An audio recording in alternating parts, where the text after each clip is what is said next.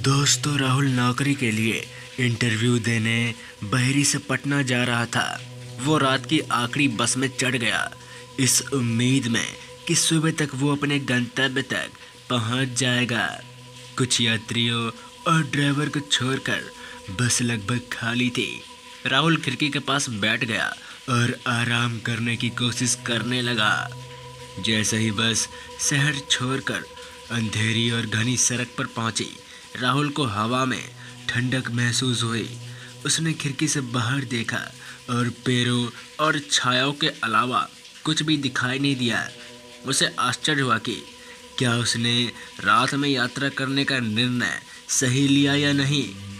उसने अपनी आंखें बंद कर ली और सोने की कोशिश की, लेकिन एक अजीब सी आवाज़ से वो परेशान हो गया। ऐसा लग रहा था मानो कोई धीरे धीरे रो रहा हो।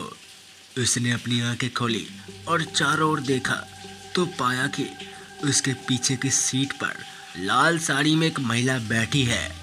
उसने अपना चेहरा पल्लू से ढका हुआ था और चुपचाप सिसक रही थी। राहुल को उस पर दया आ गई और उसने उसे पूछने का फैसला किया कि क्या गलत था। वो पलटा और बोला, माफ़ करें, क्या आप ठीक हैं? क्या आपको किसी की मदद की ज़रूरत है? महिला ने रोना बंद कर दिया और धीरे से अपना पल्लू उठाया। उसका चेहरा देखते ही राहुल की सिट्टी पिट्टी गुल हो गई। वो डर के मारे हाँफने लगा। दरअसल वो पीला और रक्तहीन था, गहरे घाव और चोटों के साथ। उसकी आंखें खोखली और काली थी और उसका मुंह एक भयानक मुस्कान में डूबा था। उसने रूंधी आवाज में कहा, मेरी मदद करो, मेरी मदद करो। मेरी मौत यही हो गई थी, पटना से 11 किलोमीटर दूर। यहीं उसने मुझे मार डाला। मैं नहीं छोड़ूंगी, मैं नहीं छोड़ूंगी। यह सुनकर राहुल डर गया। राहुल डर के मारे स्तब्ध हो गया, क्योंकि उसे एहसास हुआ कि वो एक भूत थी। वो चिल्लाया और उससे दूर जाने की कोशिश की, लेकिन उसने उसका हाथ पकड़ लिया और उसे अपनी पास खींच लिया। उसने कहा, तुम बच नहीं सकते, तुम बच नहीं सकते, मेरे साथ मरोगे, मेरे साथ मरोगे। राहुल ने खुद को छुड़ाने के लिए संघर्ष किया, लेकिन वो पकड़ बहुत मजबूत थी। उसने ड्राइवर और अन्य यात्रियों की ओर देखा, लेकिन वे उसकी दुर्दशा से बेखबर थे। वे या तो सो रहे थे या अपने फ़ोन देख रहे थे। जैसा ही उसने अपने नाखून उसके दिल में गराए, उसके सीने में तेज दर्द महसूस हुआ।